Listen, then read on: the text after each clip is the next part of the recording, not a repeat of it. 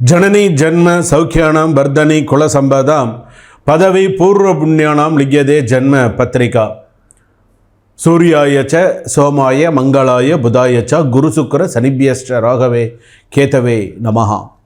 गजाननं भूतगणादिसेवितं कपित्थजम्बो पलसारपक्षितं उमासुतं सोहविनाशकारणं नमामि विघ्नेश्वर पादपङ्कजं। माता पिता गुरु குலதேவதா துணை கொண்டு உலகெங்கும் வாழக்கூடிய நெக்ஸ்ட் ஜென் நேயர்கள் அனைவருக்கும் வணக்கம்.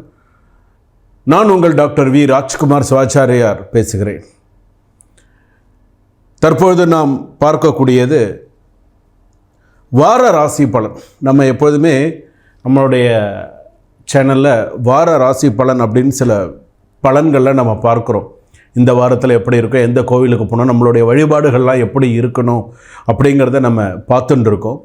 அந்த வகையிலே 18ஆம் தேதி முதல் 24ஆம் தேதி வரையில் ஆங்கிலம், அதாவது தமிழ் மாதத்தில் ஆவணி மாதம் 2ஆம் தேதியிலிருந்து ஆவணி மாதம் 8ஆம் தேதி வரையில் நமக்கு எப்படி இருக்குது, நம்ம 12 ராசிக்கு பொது பலன்கள்லாம் எப்படி இருக்குது, பொது பலன்கள் எப்படி இருக்குது, நம்ம என்ன செஞ்சுக்கணும், எப்படி இருக்கணும், என்ன பண்ணணும் அப்படிங்கிறதெல்லாம் நம்ம தெரிஞ்சுக்க போகிறோம். நிறையா விஷயங்கள் இதில் சொல்ல போகிறேன்.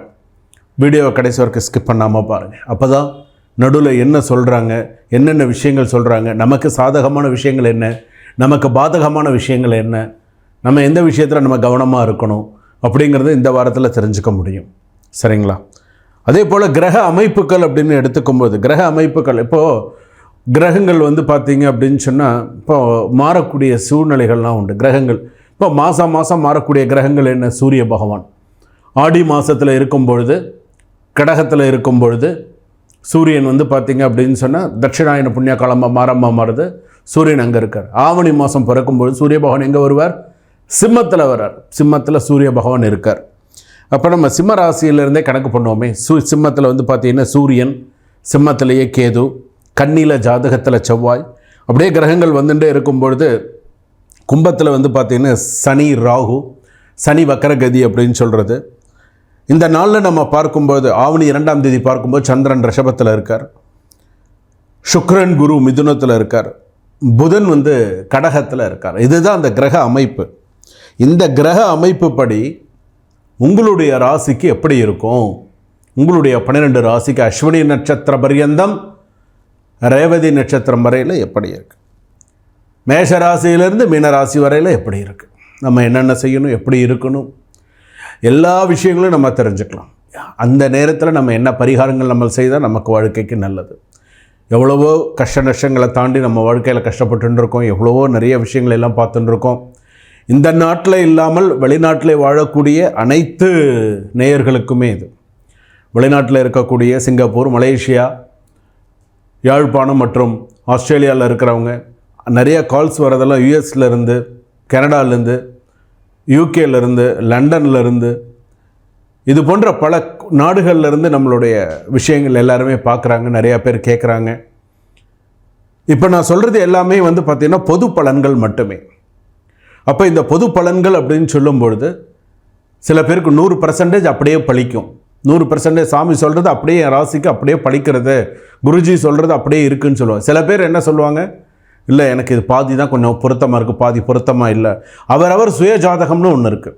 அந்த சுய ஜாதகப்படி ஜென்ம ஜாதகம்னு சொல்லுவாங்க. நீங்கள் பிறந்திருக்கும் போது ஜென்ம ஜாதகம், ஜென்ம லக்னம் எப்படி இருக்கும், உங்களுடைய விஷயத்தை பற்றி நீங்கள் தெரிஞ்சுக்கலாம். உங்களுக்கு உங்கள் ஜாதகத்தை பற்றி ஏதாவது டவுட்ஸ் இருந்ததுன்னா கீழே டிஸ்கிரிப்ஷனில் நம்பர் இருக்குது, நம்பருக்கு கால் பண்ணுங்கள். ஒரு அப்பாயின்மெண்ட் ஃபிக்ஸ் பண்ணிக்கோங்க. உங்களுக்கான ஒரு நேரத்தை ஃபிக்ஸ் பண்ணிக்கோங்க. வெளிநாட்டில் இருந்தாலும் ஒரு நேரத்தை ஃபிக்ஸ் பண்ணிக்கோங்க. ஒரு காணொலி மூலமாக, ஒரு வீடியோ கால் மூலமாக, ஒரு கூகுள் மீட், ஒரு ஜூம் மீட்டு, இல்லைனா நார்மல் வாட்ஸ்அப் வீடியோ கால், அந்த மாதிரி ஃபோன் பண்ணி உங்களுடைய சந்தேகங்களை கேட்டுக்கோங்க. எந்த ஆலயத்துக்கு போகணும், இதுக்கப்புறம் எப்படி இருக்கணும், திருமண வாழ்க்கை, எல்லாத்தையுமே நீங்கள் கேட்டுக்கலாம். சரிங்களா? வாங்க 12 ராசிகளுக்கான பலன்களை தற்பொழுது பார்க்க போகிறோம். துலாம் ராசி நேயர்களை அதிரடியாக முடிவுகள் எடுக்கக்கூடிய டைம் வந்தாச்சு. அதுலேயும் பார்த்திங்க அப்படின்னு சொன்னால் வேலையில் எடுத்துட்டோம் அப்படின்னு சொன்னால் எவ்வளோ நாளைக்கு தான் நானும் இப்படியே இருப்பேன் பார்க்கலாம் அப்படிங்கிறோம். சித்திர நட்சத்திரம் துளாராசி, சுவாதி நட்சத்திரம் துளாராசி, விசாக நட்சத்திரம் 1, 2, 3 பாதம் துளாராசி. இந்த துளாராசி அப்படின்னு எடுத்துக்கும்போது சில பேருக்கு மன உளைச்சல், மன சங்கடங்கள் அதிகமாக இருக்குது. நிம்மதியே கிடையாது. என்னடா வாழ்க்கை, எங்களுக்கெல்லாம் இப்படிலாம் தேவையே இல்லைங்க, நான்லாம் இந்த அளவுக்குலாம் இப்படிலாம் நான் சிரமப்படுவேன்னு நான் எதிர்பார்க்கலங்க அப்படின்னு சொல்லி அந்த அளவுக்கு வாழ்க்கையில் சிரமங்களை அதிகமாக எதிர்நோக்கின்னு இருக்காங்க. இத்தனைக்கும் எனக்கு நல்ல ஸ்தானத்தில் தான் குரு பகவான் இருக்கார். துலாம் ராசிக்கு வந்து பார்த்திங்கன்னா 9ஆம் இடத்துல குரு, 9ஆம் இடத்துல சுக்கிரனும் இருக்கார். எனக்கு நல்லா தான் இருக்குது, சில விஷயங்களே எனக்கு நல்லா தான் இருக்குது.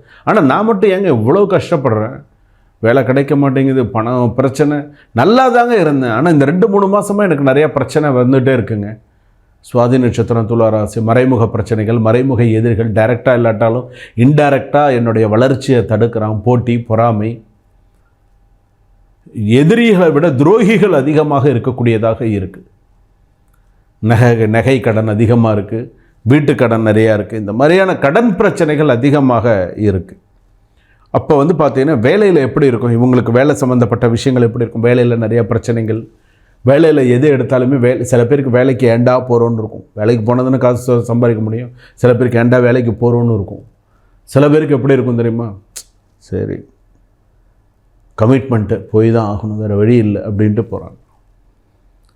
இந்த இப்படி பிடிக்கிறாங்க, எல்லோரும் இப்படி பிடிக்கிறாங்க, வேறு வழியே இல்லாமல் பார்க்குறாங்க. பாவம், இதெல்லாம் துளாராசிக்கு நடந்துட்டு இருக்கிற ஒரு விஷயங்கள். விட்டு கொடுத்து போகிறாங்க, நல்லது நினைக்கிறாங்க, யாருக்கும் துரோகம் நினைக்காத ஒரு ராசி. சமமாக இவங்க நேர்மையாக இருக்கிறது யாருக்கும் பிடிக்காது. ஸ்ட்ரெயிட் ஃபார்வர்ட் பர்சன், நேர்மையாக இருக்கிறது பிடிக்காது. அந்த மாதிரி ஆணி நேராக இருந்தால் சுத்தியலுக்கு பிடிக்காதுன்னு சொல்லுவாங்க இல்லையா, அந்த மாதிரி. குடும்பம் அப்படின்னு எடுத்துட்டோன்னா கூட இவங்களுக்கு குடும்பத்தில் நிறையா பிரச்சனைகள், வேலையில் இப்படி இருக்குது, தொழில் சார்ந்த விஷயங்களில் நிறையா பிரச்சனைகள்லாம் வந்து ஓரளவுக்கு இப்போ சமாளித்து ஓரளவுக்கு வந்துட்டுருக்காங்க. கடன் தலைக்கு மேலே இருக்குது. திருமணம் சம்மந்தப்பட்டது நிறைய நற்காரியங்கள்லாம் நடக்கிறதுக்கான வாய்ப்புகள் இருக்குது. கடன் வாங்கியும் கல்யாணம் அப்படிங்கிற மாதிரி இருக்குது. மறுமணம் சம்மந்தப்பட்டது தடங்களில் இருக்குது, பேசணும். இப்போ ரிலேஷன்ஷிப்லலாம் நிறைய பிரச்சனைகள் வந்துட்டுருக்கு, அதுவும் பார்த்து கவனமாக இருந்துக்கணும். விவாகரத்து சம்மந்தமான பிரச்சனைகள் நிறையா இருக்குது. கோர்ட்டு கேஸு சம்மந்தமான சில விஷயங்கள் அப்படியே பிரச்சனையாக இருக்குது. இப்போ அடுத்து என்ன சொல்ல போகிறாங்கன்னு தெரியல, எப்போ தீர்ப்பு வரப்போகுதுன்னு தெரியல அப்படிங்கிற மாதிரி இருக்குது. மாணவ மாணவிகளுக்கு படிப்பு நன்னா வரும். சில பேர் இப்போ வந்து பார்த்திங்க அப்படின்னு சொன்னால் அடுத்ததாக பங்காளிகள் சில பேர் பிரச்சனைகள் பண்ணும், கவனமாக இருக்கணும். அரசியல் துறை சிறப்பாக இருக்கும், கலைத்துறை சிறப்பாக இருக்கும், விவசாயத்துறை சிறப்பாக இருக்கும். பதிவுத்துறை, நீதித்துறை கவனத்தோடு செயல்பட வேண்டும். வழிபாட்டுக்கான தெய்வம், குலதெய்வ வழிபாடு நிறையா பண்ணுங்கள். மாரியம்மனுக்கு பொங்கல் வச்சு வழிபாடு பண்ணுங்கள். மாரியம்மனுக்கு பொங்கல் வைத்து வழிபாடு பண்ணுங்கள். பொங்கல் வைங்க, சக்கரை பொங்கல், நெய் மணக்க அம்மனுக்கு நிறைய சக்கரை பொங்கல் அங்கேயே செஞ்சு தலைவாழையில் இட்டு அம்மனுக்கு முன்னாடி பொங்கல், சக்கரை பொங்கல் நல்லா தண்ணி தெளித்து அதில் அழகாக சக்கரை பொங்கல் வச்சு தேங்காய் வெத்தலை பாக்கப்பழம் அம்பாளுக்கு நைவேத்தியம் பண்ணி, அம்பாளுக்கு பூஜை பண்ணி தேங்காய் வெத்தலை பாக்கப்பழம் உடச்சி அம்பாளுக்கு நல்லா திருப்தியாக சந்தோஷமாக ஒரு நாள் திருப்தியாக பண்ணுங்கள். நிறைவேற்றாத சில தெய்வ காரியங்கள் எல்லாம் பெண்டிங்கில் இருக்குது. தெய்வ காரியம் வேண்டிக்கிட்டு செய்யாமல் இருக்கக்கூடிய தெய்வ காரியங்கள்லாம் பெண்டிங்கில் இருக்குது. ஒரு கோயிலுக்கு அரிசி வாங்கி தரதா வேண்டின்னு இருப்பீங்க, ஒரு அநாத ஆசிரமத்துக்கு செய்கிறதா வேண்டிகிட்டு இருப்பீங்க, ஏதாவது ஒரு சில விஷயங்கள் வேண்டின்னு இருப்பீங்க. அதெல்லாம் எதுவுமே செய்யாமல் இருந்தீங்கன்னா இப்போ செஞ்சுருங்க. அதெல்லாம் இந்த வாரத்தில் டைம் இருந்தால் அதெல்லாம் அதெல்லாம் நிவர்த்தி பண்ணிவிடுங்க தயவு செய்து, அப்போ தான் நல்லாயிருக்கும். இல்லைன்னா சூழ்ச்சி, வஞ்சகம், நாடகம் இந்த மாதிரியான விஷயத்துலலாம் உங்களுக்கு நிறைய பிரச்சனைகள் வந்துகிட்டே இருக்கும். சூழ்ச்சி பண்ணி உங்களை தள்ளிவிடுவாங்க, ஜாக்கிரதையாக இருங்க. இதனாலே உடல்நிலை பாதிப்பு, டிப்ரெஷன் அதிகமாக இருக்குது, ஸ்ட்ரெஸ்ஸு நிறையா இருக்குது. மாரியம்மன் கோயிலுக்கு போயிட்டு வாங்க, நிறையா நல்ல விஷயங்கள் நடக்கும். விஷ்ணு சஹஸ்ரநாமம் கேளுங்க, இன்னும் சிறப்பாக இருக்கும். 80% வரைக்கும் உங்கள் ராசிக்கு சிறப்பாக இருக்குது. சரிங்களா? சுபம்.